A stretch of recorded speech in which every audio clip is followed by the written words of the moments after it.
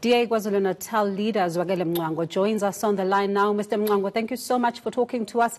Why are you so opposed to this idea of the city supporting this album? Good evening to you and good evening to your listeners and Happy New Year.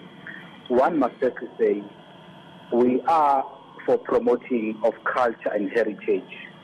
But here our problem is when the municipality is wasting money on a former president who is trying his lucky on the music industry, while we have upcoming artists who need assistance.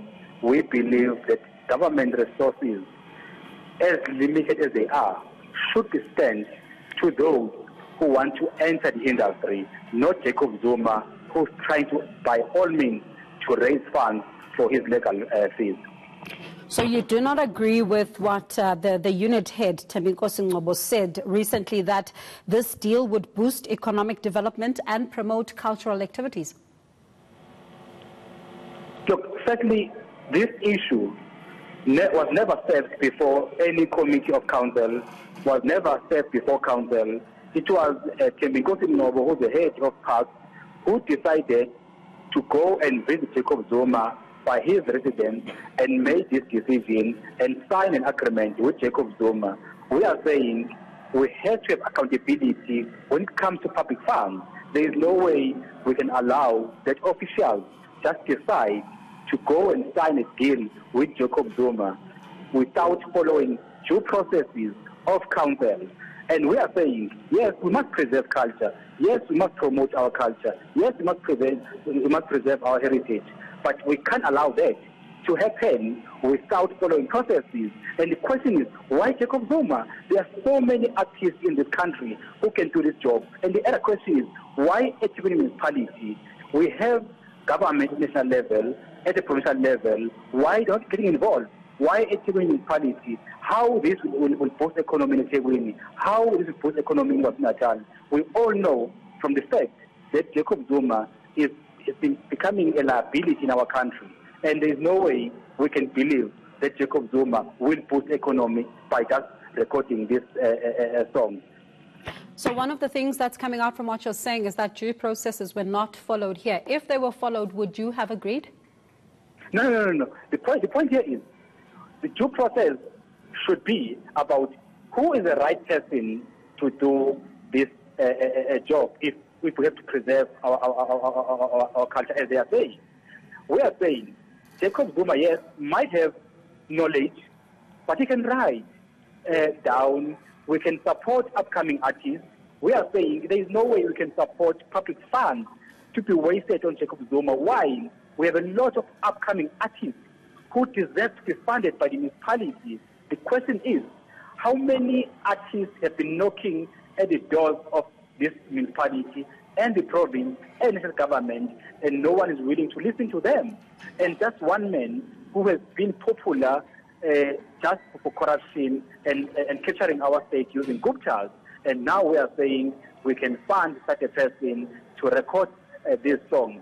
We are saying if Jacob Zuma is so interested in recording this song, he can go to a private studio and do recording by himself.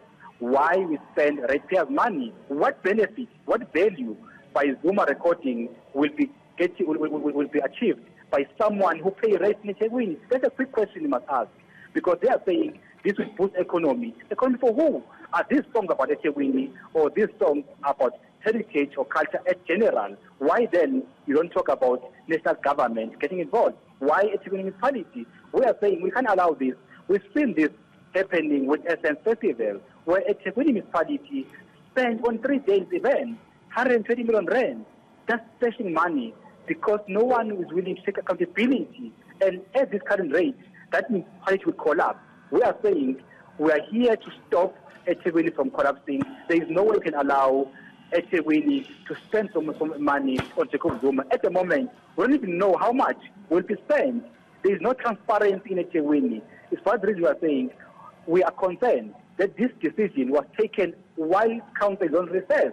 We all know that the head of parks went Jacob Zuma during holiday time. Why it wasn't done transparently so during when councillors are present, why don't put a recommendation before council for council to take a decision and debate and give reasons why they believe Jacob Zuma is the right person, and have a debate on council and have a council decision where all parties are getting involved.